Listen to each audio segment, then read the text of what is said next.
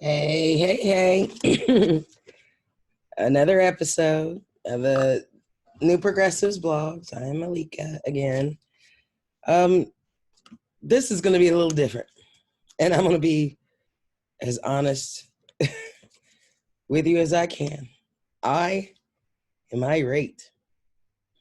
I've been irate for days now, and this Russian bounty thing. Yeah, okay. See, and for me, laughter is great medicine. I am a political junkie, but I'm also a sitcom fan. I'm watching a sitcom now. Generally, if I'm watching TV, what I'm watching is either politics or a sitcom, and because I need comedy, I love comedy, always have. And so again, a lot of my political writing is half comedy, half politics, and this is what I gravitate to, especially when I'm this irate. And usually, when I'm this irate after watching the news, I have to turn it to something funny. So as I started preparing for this piece, I wanted to talk about two topics. As you can see, I can't talk about it yet. I need a little bit more time. And so what I was going to do is what I usually do. Okay, I need to bring myself down from 1,000. So I decided I was going to start this piece with something funny that I wrote several years ago. It's one of my most popular favorite pieces of people who know my writing. And I thought, okay, well, let me read this, and that should get me it calm me down enough to have this discussion. So I read through it before I started recording just now. And it cracks me up every time I read it. It's true. It's a true story. And I even cried laughing for a minute. And then I looked at my notes and right back to 1,000. So we can't talk about this yet. Let's postpone that conversation till tomorrow. And let's just do something fun. Let me give you something fun. It's not a lot to laugh about these days. Hope it makes you laugh. Because when I wrote this, and this is purely for a good laugh. Because again, whenever I do part deux, trust me, I'm going to control my language as best as I can. But I've already told you, when I'm irate, those expletives fly. So I do my best to calm down before tomorrow. So here's this is one of my favorite pieces. My cousin Sharon read it before she went to one of our family reunions in Cincinnati. And when she saw my uncle, who I wrote this about, she burst out laughing because of the story. He wasn't very happy about that.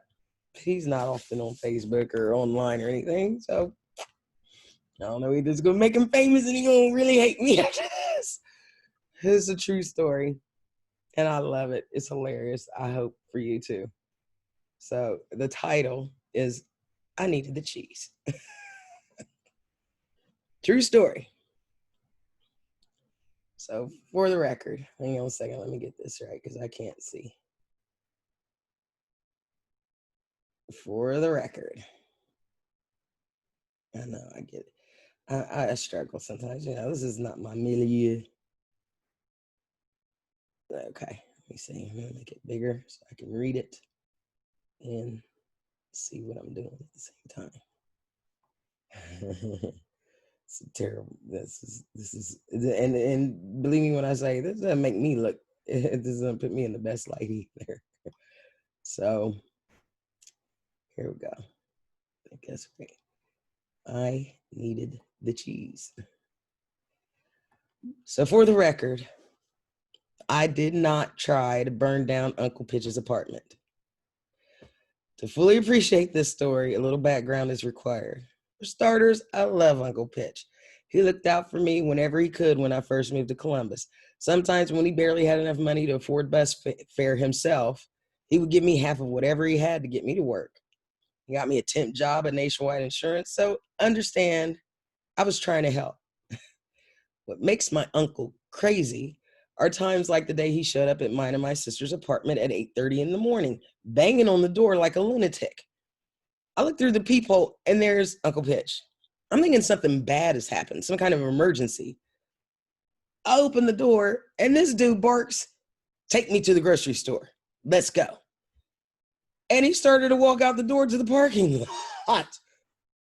Okay. I should have done that first. Now, keep in mind, I was in college full time at the time, and I had an overloaded schedule at that. So whenever I wasn't in class, I was at the library or the computer lab or at home reading and studying.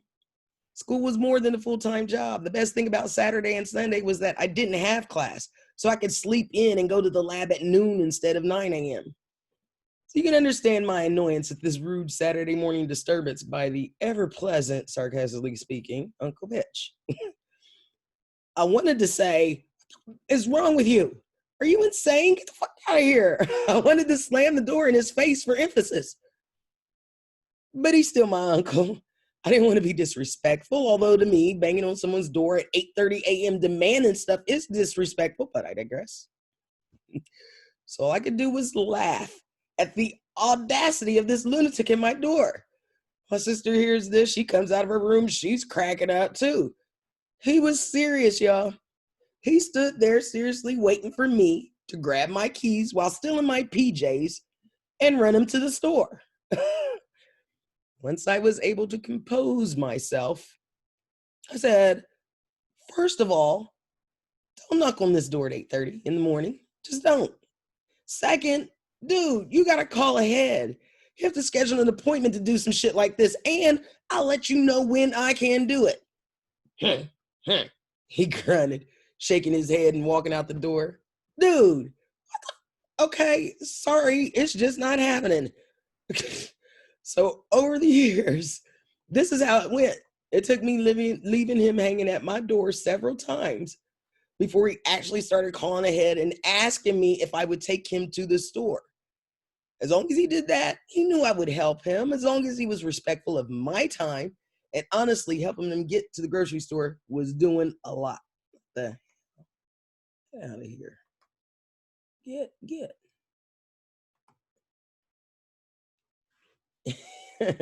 And honestly, helping him get groceries was doing a lot. My uncle shopped at Aldi's back then. Now, if you don't know about Aldi's, Aldi's has the cheapest food on earth. You can still buy a can of soup for 10 cents. The way they get away with that is by making you pay 50 cents for a buggy, 50 cents for each grocery bag. Everybody in Aldi's pushes around 3 or 4 buggies chock full of shit all at once. So did Uncle Pitch. But he wasn't paying for no bags. On our first trip to Aldi's together, he filled 2 buggies with crap. When he turned down the plastic bags, I thought, how in the hell are we going to carry this crap up to his apartment? I soon found out. He had 2 cardboard box lids, not the boxes, the lids in the trunk of his car. We were going to have to make multiple trips, packing as much crap into these 2 lids as possible. Dude, I say we, but it was me making multiple trips. Uncle Pitch lived on the 2nd floor. He had to use a key to get through the security door, which locked when it closed. We get to his apartment to unload this junk, and I go to the trunk. He goes to open the door and stands there like a doorman while I lug his crap. Oh yeah, I was pissed. I told him, "You need to put that brick in the door and come on and help." He says, me and my sister treat him bad because we'll tell him about himself. And that's true, we do. I learned after that first trip to bring my own leftover grocery bags. I believe this is the reason why to this day I can manage to carry a trunk full of groceries in one trip. It's a sickness with me now. So when one Monday in the fall of 2003 or 2000, it had to be 2004, I think, Uncle Pitch called me at work to ask me if I could take him to the grocery store that Saturday. I gladly agreed.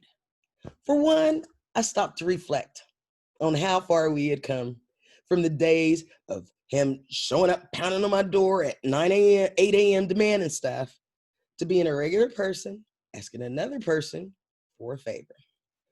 On top of that, I needed to go to the grocery store myself. Killed two birds with one stone.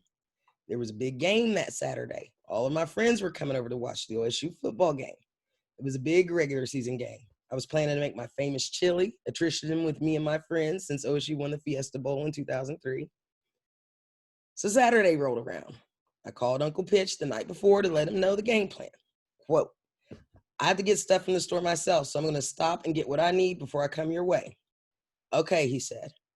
I told him to expect me around 10 a.m. I distinctly remember telling him that I had people coming over to watch the game, a 1:30 p.m. kickoff.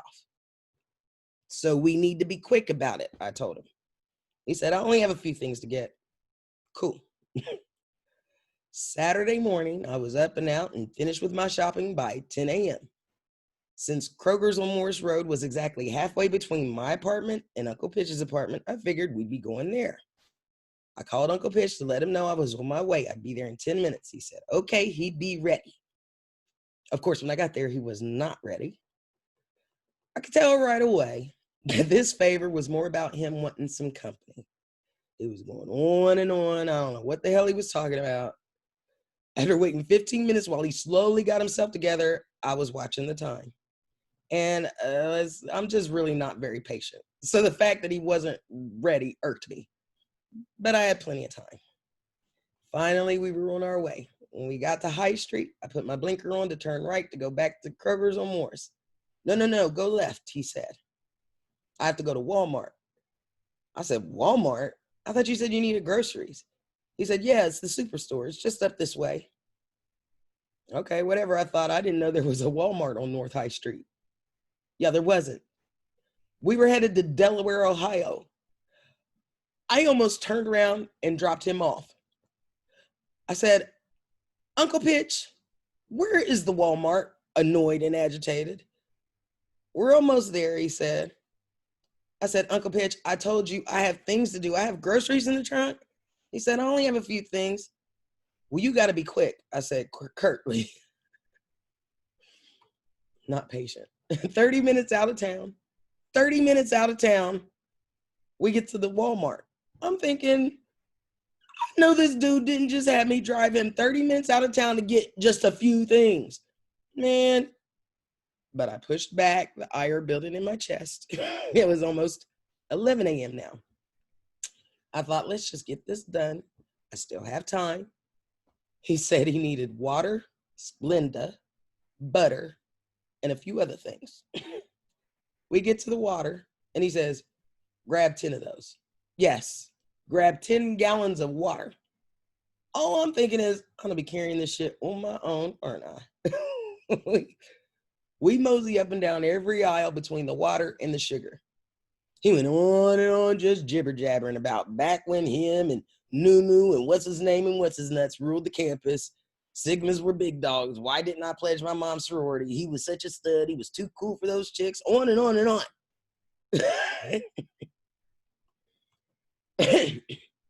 The wick was really starting to burn when I realized I'd forgotten to buy cheese earlier. Uncle Pitch said, go ahead, toss it in. I'll pay for it. Cool. But then I noticed that we were walking up and down aisles that he knew good and damn well he didn't need anything from. My patience wore out. I said, come on, Uncle Pitch, you jacking around. He was like, what, you in a hurry or something? I said, I told you I have shit to do. He grumbled, what you got to do? My stuff. I have my stuff to do. I have people coming over. I got food spoiling in the truck. Don't worry about what I got to do. Lost it. I could see the people around us in the aisle giving me the stink eye, thinking she's being so mean to her poor dad. I bet if he had kids, they wouldn't have done all this shit for him. I ain't care. He continued meandering. We're almost done. I just have a few more things. All right. Like he was annoyed. Just hurry up. I said. We meandered for another 20 minutes while he figured out where the ice cream bars were. We were over an hour in Walmart for mostly 10 gallons of water, 20 blacks of Splenda, plus ice cream bars and butter. Now, I knew he just wanted company, and in my defense, I often visited with Uncle Pitch when I took him to the grocery store. That's why I let him know I was on a schedule this time. I threatened to leave him. He had everything on his list plus ice cream bars. What is he looking for now? I said, Uncle Pitch, I will leave you. I'm serious. I will leave you here. All right, let's go. He said, just wasting time. Oh, I was steaming. I was steaming. By the time we walked out of Walmart, it was 12:30 p.m. Mind you, I still had to drive 30 minutes back into town, unload all his stuff, get to my crib, unload my stuff and cook all by 1:30 for kickoff. On top of that, my cell phone started blowing up. Reggie Germany, he's one of my homeboys. Reg called, where you at? I'm dropping my uncle off. Are you on your way? He said, we're at your crib. All right, I'll be there in 15 minutes or so. I know I'm going to be there in 15 minutes or so. By 1 p.m., we were at Uncle Pitch's. For once, he opened the door and put the brick down and helped me carry his junk in. There was no counter or sink space to put the bags down, so I was just sitting the bags on the floor. When I came in with another load, he had replaced them on the stove. I don't put anything on burners but pots and pans, and here's why. We were down to the last jugs of water when I went to set them down in the kitchen. I noticed little red flurries fluttering in the air. The burner was on and was setting fire to the plastic bags on the stove. I turned the burner off, but it was too late. Little plastic embers had already fallen on the bags on the floor. I grabbed a towel and started trying to beat out the fire on the stove. And at the same time, I was stomping out the fiery bags on the floor. My brand new sneakers were covered in melted ice cream and chocolate. I grabbed my cheese out of one of the bags and stuffed it in my coat pocket. The apartment fire alarm started going off. Bells are ringing all over the place. I could hear the other tenants running down the hallway. Uncle Pitch comes running into his apartment. I'm still fighting the fire with a dish towel. Uncle Pitch says, get out of here. There's a fire in the building. I said, it's in here. He ran into the kitchen and grabbed the towel from me, going outside. I waited at my car with all the other tenants of the apartment complex. Kids there, still in their PJs, people standing around in their socks. Uncle Pitch came out and stood with him. He said, fire department's on the way. After about an awkward minute-long pause, I looked over at Uncle Pitch. He was standing there with his arms folded across his chest. What can I do? I looked at my watch. It was like 1:15 now. I said, well, Uncle Pitch, I'm going to go ahead and go then. Uncle Pitch looked at me all pissy and said, go on in. So I left. A few weeks later, I get a letter in the mail slot.